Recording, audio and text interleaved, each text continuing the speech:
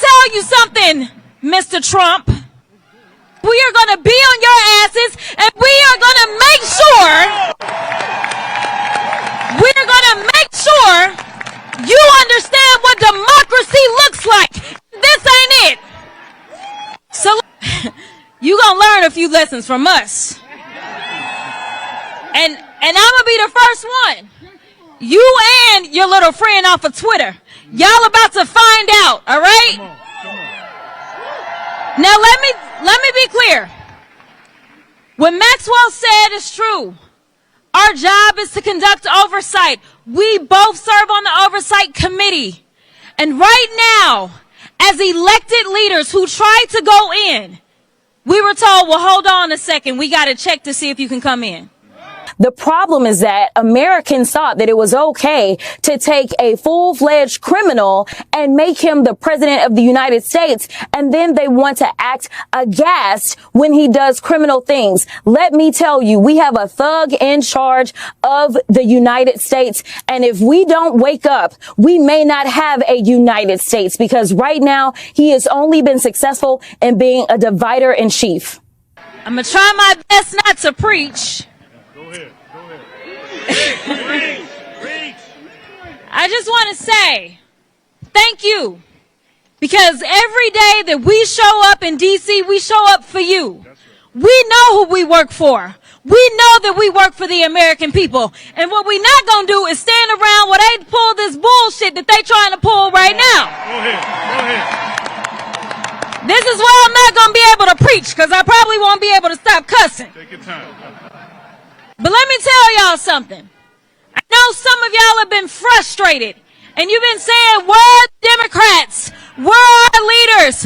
Well, I'm here to tell you that we ain't never left y'all. Go ahead. All right? We are here. We are also going to make sure that they uphold the law. We are not going to sit around while you go ahead and desecrate our Constitution, or you look at the laws that have been passed into law and say, never mind, we'll just ignore that. Instead, we are going to be in your face, we are going to be on your asses, and we are going to make sure you understand what democracy looks like. This ain't it. So let me tell you something, Mr. Trump. You gonna learn a few lessons from us. And I'm gonna be the first one. You and your little friend off of Twitter. Y'all about to find out, all right? Come on. Now let me be clear. What Maxwell said is true. Our job is to conduct oversight. We both serve on the oversight committee. And right now, as elected leaders who try to go in, we were told, well, hold on a second. We got to check to see if you can come in. Now, y'all know he likes to pal around with Putin, right? He's trying to turn us into Russia.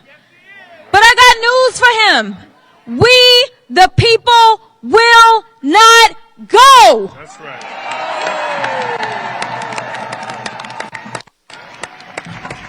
It's cold out here, and we won't go. We won't go. We won't go. We won't go. Listen, the final thing I'm going to say is there are those that have said that we may face a constitutional crisis. I want you to know that the crisis is here. That's right.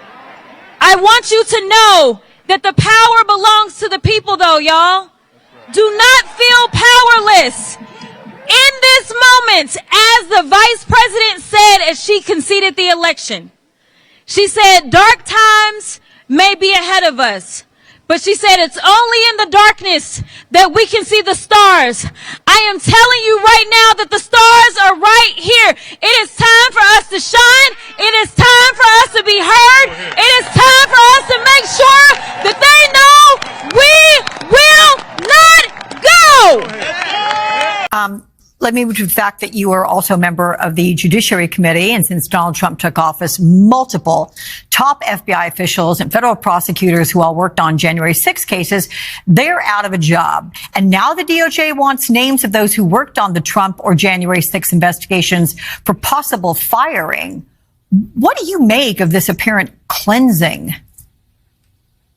I mean, you just called it what it is. It's a cleansing. I mean, listen, when Democrats got out there and we said that our democracy was really at risk, people were like, oh, Democrats, you're out there, you're gaslighting. It's not our democracy.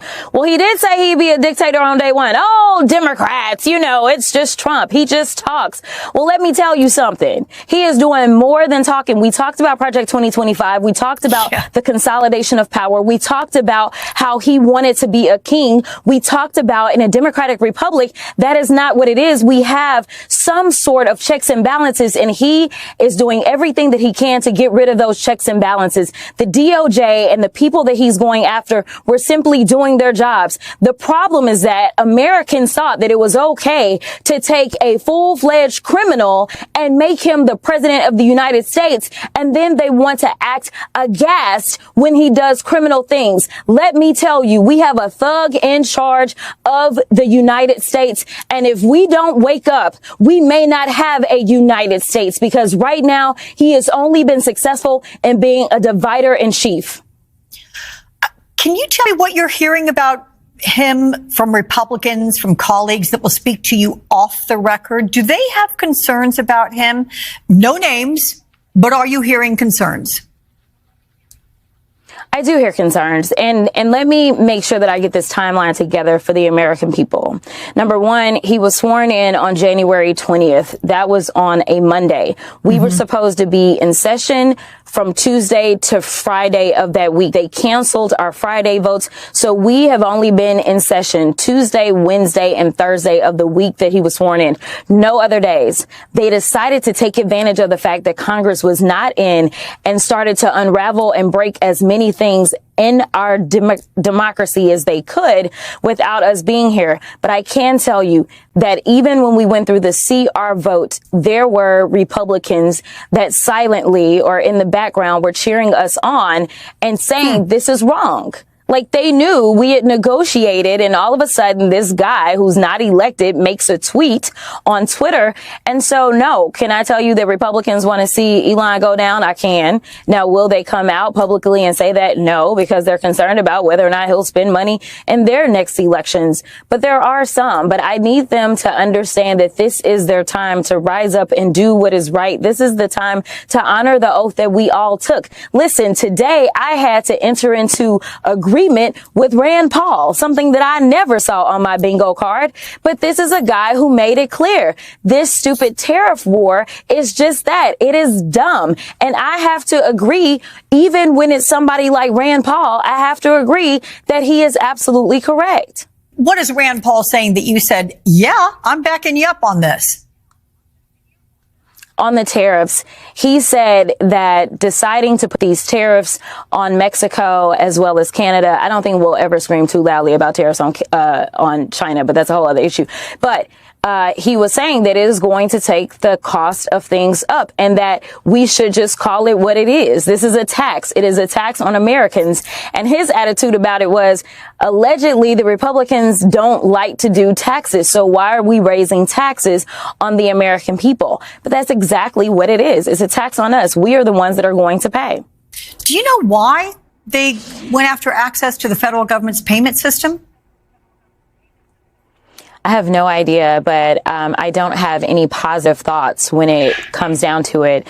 I appreciate that you played the clip of Jamie Raskin, and as you know, Congressman Raskin asked, why do you need access? I mean, here it is. I'm a wholly, fully elected member of Congress. I don't have that kind of access. So when you start talking about who should have access to literally the system that controls approximately $6 trillion of our dollars, I don't really understand, because the people that worked in those positions could only distribute money per the law. So why is it that the DOJ committee would have to have access? And that's not the place that you go to look for cuts. You look at our budget, which it is Congress that has the power of the purse. You look at our budget, you help the president come up with his proposed budget, and then the House and the Senate will decide what we send to his desk, and he gets to decide whether or not he signs it into law. He should not have access to this. And with people already having angst about Elon Musk and the things that he does as it relates to technology, this is not instilling anything more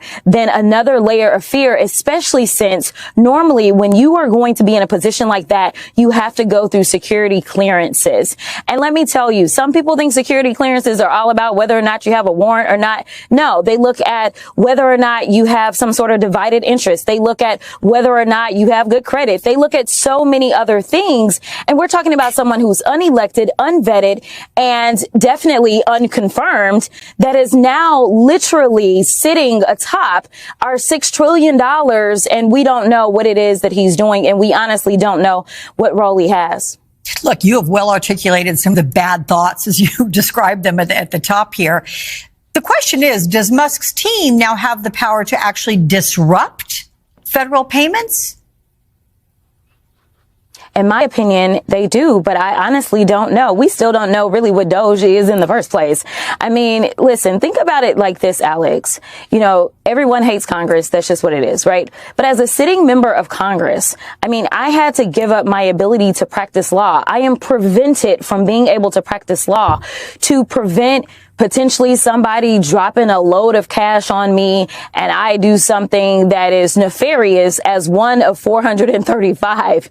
And now we're talking about a guy who literally gets government contracts from the United States and has not had to divest, has not had to, I mean, it is really awful. And I know right now people are asking whether or not their IRS refund checks are going to be affected. We don't know if this is more DEI. Are you going to say if it's somebody that's a person of color, then for some reason, whatever they paid in to the federal government, they're not allowed to get it back? Like, we don't know, but there is no reason for any political appointee, if you can even call him that, to have this kind of access. There's none. That's all for today. Thank you. If you want global news to keep you up to date on any new developments, please subscribe our channel and forward our content with your friends on social media and email.